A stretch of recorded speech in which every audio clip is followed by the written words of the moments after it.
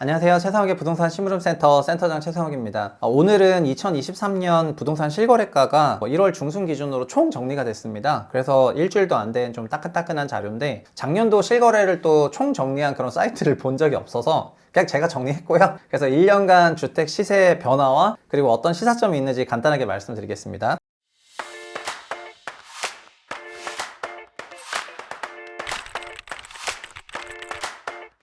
일단은 월간 실거래 지수라는 거는 그 월 경과 후 45일에 나오거든요. 그래서 12월 거는 지금 1월 15일이 아니라 2월 15일에 나와요. 근데 한 달치는 조금 예고를 때리거든요. 그러니까 이게 생각해 보시면은 12월 30일에 끝났고 지금 한 1월 중순 정도 되면은 얼추 12월치가 나올 거 아닙니까? 그래서 12월치가 약간 예측치가 나오는데 그래서 12월 결산치는 예측치지만 그래도 1년간 어떤 분위기 파악하는 데는 거의 큰 문제가 없다. 그렇게 말씀드리겠고요. 그럼 지역별로 좀 정리를 해보겠습니다. 먼저 전국이랑 서울인데요. 이게 시작은 이렇게 보시면 되겠습니다. 23년 1월에 지수 레벨이 얼마였는데 23년 12월에 지수 레벨이 얼마다 이렇게 말씀드리겠습니다. 전국적으로 보면은요. 23년 1월에 지수 116.5인데 12월에 122.0이니까 4.7% 상승했습니다. 그러니까 작년 주택시장의 실거래 지수는 그러니까 미국의 KCN 실러 같은 그런 실거래 지수 기준으로는 4.7% 상승했습니다. 그러니까 22년은 하락장이었고요. 몇 퍼센트 하락했죠?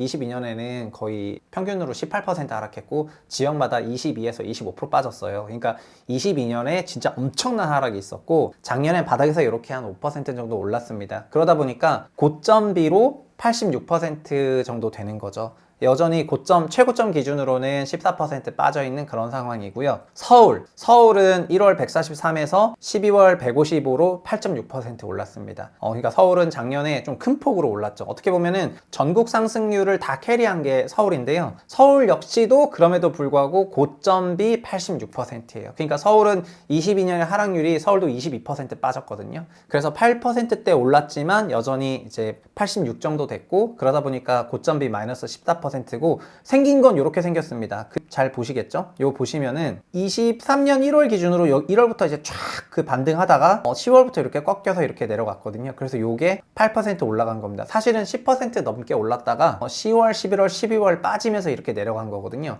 그러니까 전국은 보시면은 거의 변화가 없기는 해요. 근데 이 거의 변화가 없는 것조차도 전국도 이제 완전 진바닥에서부터는 이제 4%대 정도 올라간 거거든요. 그렇게 생각하시면 될 것 같습니다. 그리고 수도권 전체를 확대해서 보면요. 수도권은 지수 기준 129.5에서 12월 139로 7.6% 올라갔습니다. 수도권은 서울, 경기, 인천이니까 서울, 경기, 인천에서 서울이 상승률이 커가지고 약 7%대 올라간 거고요. 수도권의 고점비는 81%로 지금 여전히 매우 낮습니다. 그러니까 고점 대비해서는 18.8% 상황이다 이렇게 생각하시면 좋겠습니다. 고점이 여긴데 여기에서 여기까지 이제 빠진 거가 거의 19% 정도 빠져있는 그런 상황이니까 그리고 지금 추세가 아래로 다시 꺾였잖아요. 그러니까 여전히 고점에서 약 20% 정도 하락되는 그런 가격에서 거래가 되고 있다. 그렇게 결산이 됐다라고 생각하시면 좋을 것 같습니다.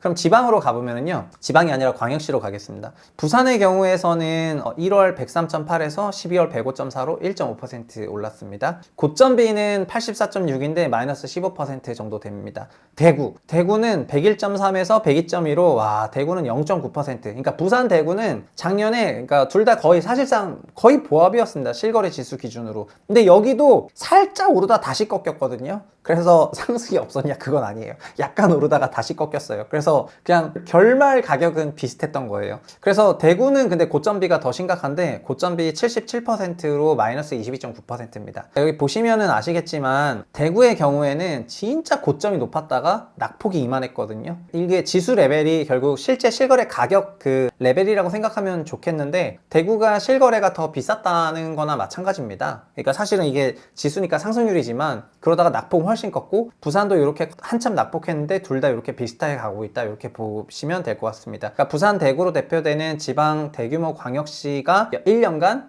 0.9에서 1.5% 올랐고 별 변화가 없었고 지금 하락으로 다시 방향 전환했다는 그런 측면에서 보자면은 이 지역의 부동산 시장 그렇게 좋지 못하다 이렇게 보시면 될 것 같고요. 그 다음 인천입니다. 인천은 114.8에서 120.3으로 4.8% 올랐습니다. 근데 인천도 고점비 21.5가 낮은 78%예요. 그러니까 고점비 70%대는 낙폭이 꽤 크다는 거거든요. 세종 볼게요. 세종은 117에서 129로 세종 작년에 10%나 상승했습니다. 근데 고점비 여기 76 0.6%대예요. 그러니까 인천과 세종은 어떤 의미냐면은 고점이 굉장히 높았는데 차트 보시면 아시겠지만 세종시 보시면 2019년, 20년, 21년 진짜 와 이거 뭐 어마어마하거든요. 이렇게 어마어마한 상승을 100에서 170으로 뭐 서울보다 더 올랐다가 이게 한 번에 120까지 빠져가지고 작년에 좀 오르다가 지금 조금 내렸습니다. 그러니까 작년에 세종은 그래도 한 10% 정도 올랐는데 이 엄청난 강세장에서 낙폭이 매우 컸었기 때문에 여전히 올랐지만 70%대가 되는 거고요. 그리고 인천 같은 경우에도 정말 잔잔하던 시장이 20년, 21년에 굉장히 가파르게 올라서 크게 낙폭을 하고 나서 상승이 작년에 좀 더뎠잖아요. 작년에 이제 더딘 한 4%대 전국 상승률과 똑같이 움직였는데 고점비는 78%. 그러니까 인천, 세종 역시 고점에서 20% 넘는 하락이 나와 있는 그런 상황으로 23년을 결산을 했습니다.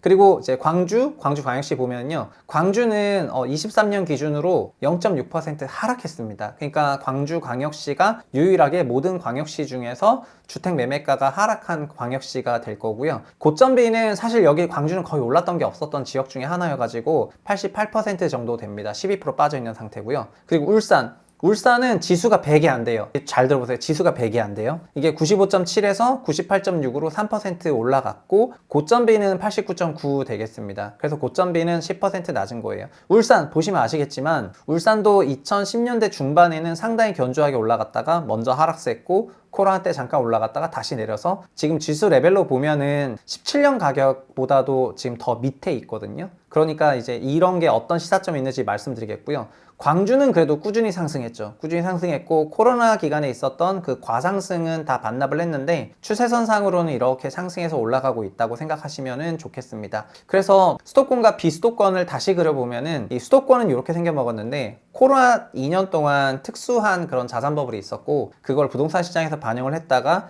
22년부터 23년 상반기까지 22년 주로 22년 말에 이제 큰 폭의 가격 하락이 있었고 그걸 작년에 좀 만회하다가 지금 재하락세고요. 비수도권 같은 경우에는 그 폭이 작은데 이제 미세하게 이렇게 움직이고 있습니다. 그래서 2017년 11월을 기준으로 우리가 지수 기준 100을 잡아서 2017년 11월이면 문재인 정부 이제 1년 차잖아요. 그 문재인 정부 1년 차를 지수 기준 100으로 잡아서 지금 얼마냐를 물어보는 건데 울산이 90대라는 거는 17년 11월 가격보다 더 낮다는 거니까 지난 6년간 사실 주택 가격이 더 마이너스였다 이렇게 생각하시면 좋을 것 같습니다.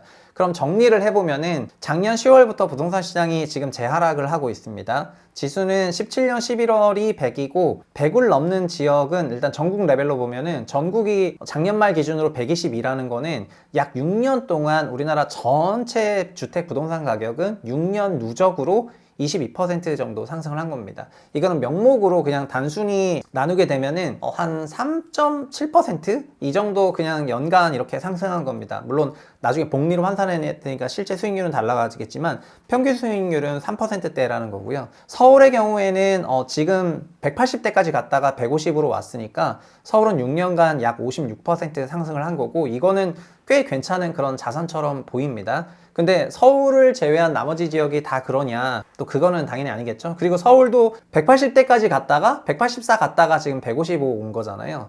그러니까 21년 고점 기준으로는 마이너스 폭이 여전히 마이너스 16% 정도 되는 거기 때문에 하락폭이 꽤 큰 자산이거든요. 그리고 자산 기준으로 16% 빠졌는데 우리가 평균 레버리지를 생각해야 되잖아요. 그러니까 레버리지가 부동산 시장에 전체 LTV를 뭐 50으로 잡아갈 수는 없지만 50으로만 잡게 되면은 16% 빠진 거는 32% 빠진 거예요. 총 자기 자본 기준으로는. 그러니까 과거에 부동산이 3%만 올라도 괜찮았던 거는 부동산이 3% 올라도 내 레버리지가 2배라고 하면은 자기 자본 수익률은 6%가 되니까 그게 뭐 괜찮다. 제로금리니까 그런 생각했었는데 현재는 무위험 자산이라고 할 수 있는 그런 자산들도 3%대 이상을 주는데 총 자산이 3%대 수익률을 준다는 거는 그러니까 위험 자산은 원본 손실 리스크가 있고 이쪽은 무위험 리스크인데 무위험에서 3%대를 계속 주는 자산과 위험한데 3%대를 주는 자산 간의 격차는 매우 크거든요. 그래서 제가 작년 말에 그 분석원 영상 중에서 위험자산 투자 시대가 어떻게 보면 좀 끝나가고 있다 이런 얘기를 했을 때 그거는 어떻게 보면 우리나라 위험자산 투자 시대의 종료를 의미하는 거나 마찬가지였어요. 우리나라 위험자산인 주식과 부동산의 경우에는 기본적으로 높은 수익률을 내지 못하고 있습니다. 부동산은 보셨겠지만 일부 지역에서는 높은 수익률을 났지만 일부 지역에서는 정말 수익률이라고 말하기도 민망한 수준의 그 성과가 있었고요. 주식 같은 경우에도 결국 그 박스권 안에서만 놀고 있는데 이건 주시장 개판이기 때문이고, 주시장이 이렇게 형편없이 돌아가는 이유는 형편없이 돌아가도록 설계했기 때문이거든요. 그래서 주식시장에서의 경험이 조금 있으신 분들은 어떤 식으로 주식시장을 개혁을 해야 되는지 지금 잘 알고 계시겠지만, 주식시장과 관련된 얘기는 좀 더 나중에 하도록 하고요. 부동산만 놓고 보면은 뭐 서울이 제일 괜찮은 자산처럼 보였지만 이렇고요. 수도권은 6년 누적 40%, 그리고 고점비 수도권은 그럼에도 불구하고 마이너스 19%입니다. 대전 6년 누적 40% 수도권이랑 똑같았고요. 세종은 6년 30%예요. 인천 6년 20%, 광주 6년 27% 정도 되고요. 6년간 보여준 성과니까 레버리지 고려하면은 이들 자산들은 상당한 상승폭이 있는 거니까 17년에 샀던 사람들 중에서는 전반적으로는 수익이 나셨을 거예요. 그러나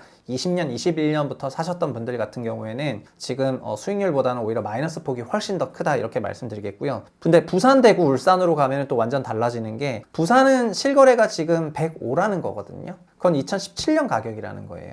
그래서 6년간 5%라는 거고 1년에 1%가 안 된다, 이렇게 말씀드리겠고요. 대구는 6년 2%니까 1년 0.4%가 될까 말까 한 그런 상황이에요. 울산은 6년 마이너스 1.4%고 아까 보셨겠지만은 지수가 100 언더잖아요. 그러니까 여기는 더 심각한 그런 상황이죠. 그러니까 울산에 집을 사셨던 분들은 6년간 자산 상승이 아예 없었고, 결국 부산, 대구, 울산 이들 세 개 지역에서 지난 수년간 부동산이라는 자산이 정말 좋은 자산이었냐, 그리고 지방광역시로 전부 넓혔을 때 그게 좋은 자산이었냐, 그런 생각을 한번 해보시면 좋겠습니다. 비수도권 전체로, 그러니까 지방을 다 포함한 비수도권 전체를 하게 되면은 6년간 1.9% 상승을 했습니다. 6년 누적으로요. 그러니까 이거는 실질로 환산하면 사실상 하락한 거나 마찬가지거든요. 게다가 이 숫자라는 게 2년간의 그 코로나 버블을 포함한 숫자라는 거잖아요. 그러니까 많은 분들이 그렇게 생각하십니다. 부동산이 엉덩이 무겁게 장기 투자하면 돈 번다고 생각하시는데 6년이란 기간도 짧은 기간 아니고요. 지난 6년 안에는 저금리와 제로금리로 대표되는 그 제로금리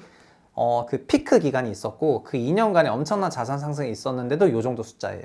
그러면은 이게 없다고 생각하면 어떤 숫자가 나와야 되는 건데요? 그러니까 많은 분들이 지금 부동산에 대해서 갖고 있는 그런 환상이랑 이런 것들이 왜 있었는지는 이해가 가죠. 과거 수십 년간 매우 견조한 자산이었기 때문이기 때문에 이해가 되지만은, 지금은 어떻게 생각해야 되냐면은 위험과 수익률의 그 관계를 잘 재정립하셔야 될 때라고 생각을 합니다. 금리가 제로화로 간다는 그런 상황일 때는 무위험 자산이라고 할 수 있는 예금이라든가 이런 부분에 금리가 너무나 낮았기 때문에 사실 1%도 안 되는 그 무위험 자산 수익률 였기 때문에 3에서 4% 준다 그러면 되게 땡큐죠. 그러나 지금은 무위험 자산 수익률이 그렇게 낮질 않아요. 소위 한 3%대는 그냥 금방 얻을 수가 있어요. 그러면은 위험 자산이면서 3%나 뭐 4% 준다? 이런 거 할 필요가 없는 거고, 부동산이 그러면 몇 퍼센트의 리턴을 주는 자산인데? 라고 되물어야지 되는 거거든요. 그래서 자가 거주 목적에서 안정적으로 낮은 가격에 집 사고, 그 다음에 2년마다 혹은 4년마다 이사 가는 게 싫고, 집을 살 만한 충분한 소득이 있고 대출을 받더라도 부담이 없고, 그래서 자가로 거주하시는 거는 정말 아무 문제가 없고, 이런 분들은 언제든지 사셔도 괜찮다고 생각을 하지만, 집을 사면서 일말이라도 내가 집을 샀는데 집값이 좀 많이 올라서 투자 성과도 좋았으면 좋겠다, 이런 생각을 하고 있다면은 그 생각은 지금부터 고쳐 먹어야 된다고 말씀을 드리고 싶습니다. 오늘 2023년 부동산 가격에 대해서 총 정리를 한번 해봤고요. 24년도 실거래 지수 데이터 나오면은 분석 데이터 올리고, 요거는 뭐 반년마다 한 번씩 아니면 분기마다 한 번씩 하면서 업데이트 하도록 하겠습니다. 준비한 내용 들어주셔서 감사하고요. 다음 시간에도 좋은 내용으로 찾아뵙도록 하겠습니다. 감사합니다.